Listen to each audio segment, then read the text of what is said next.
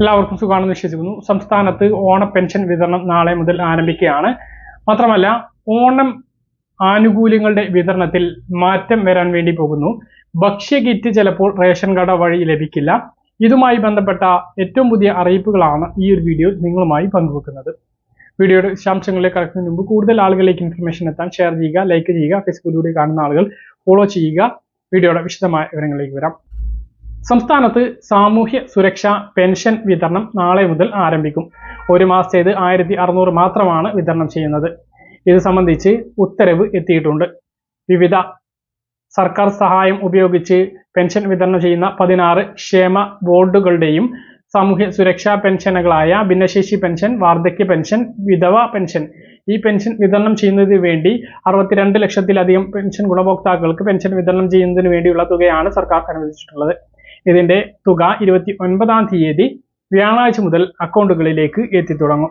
2-3 ദിവസത്തെ ഇടവേള കഴിഞ്ഞ് കൈകളിലേക്കും തിങ്കളാഴ്ച മുതൽ ഈ ഒരു തുക എത്തിച്ചേരുന്നതായിരിക്കും. ഓണത്തിന് മുമ്പ് തന്നെ സെപ്റ്റംബർ മാസത്തേതും കുടിശ്ശിക പെൻഷനും ഓഗസ്റ്റ് പെൻഷനും വിതരണം ചെയ്യാനാണ് ഇപ്പോൾ സർക്കാർ തീരുമാനിച്ചിട്ടുള്ളത്.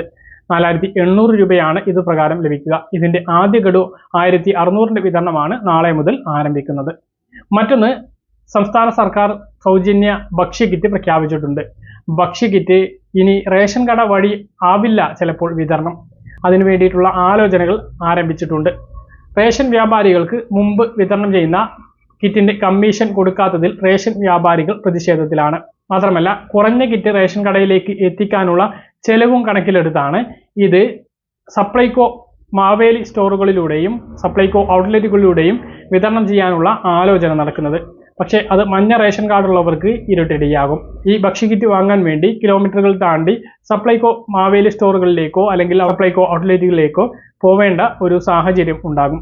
ഏത് സപ്ലൈകോയിൽ നിന്നാണ് ഇത് വാങ്ങേണ്ടത് എന്നുള്ള ആശയക്കുഴപ്പവും ഉണ്ടാകും. സാധാരണഗതിയിൽ ഓരോ റേഷൻ കാർഡിനും ഓരോ റേഷൻ കടകൾ നൽകിയിട്ടുണ്ടത്, അതേപോലെ സപ്ലൈകോ ഔട്ട്ലെറ്റുകൾ നൽകിയിട്ടില്ല. അതുകൊണ്ട് തന്നെ സപ്ലൈകോ സബ്സിഡി സാധനങ്ങൾക്കൊപ്പമായിരിക്കും സൗജന്യ ഭക്ഷ്യക്കിറ്റ് വിതരണവും എന്നാണ് ഇപ്പോൾ ലഭിക്കുന്ന വിവരങ്ങൾ. ഇതുമായി ബന്ധപ്പെട്ട് സർക്കാരിന്റെ തീരുമാനം വരേണ്ടതുണ്ട്. അതാണ് മറ്റൊരു പ്രധാനപ്പെട്ട അറിയിപ്പായിട്ട് പറയാനുള്ളത്. പറഞ്ഞ കാര്യങ്ങൾ കൃത്യമായിട്ട് മനസ്സിലാണെന്ന് വരുന്നത്. ഇതുപോലെ ഇൻഫർമേഷൻ ലഭിക്കാൻ ചാനൽ സബ്സ്ക്രൈബ് ചെയ്യുക, ബെൽ ഐക്കൺ എനേബിൾ ചെയ്ത് വെക്കുക. മറ്റൊരു വീഡിയോ ബൈ.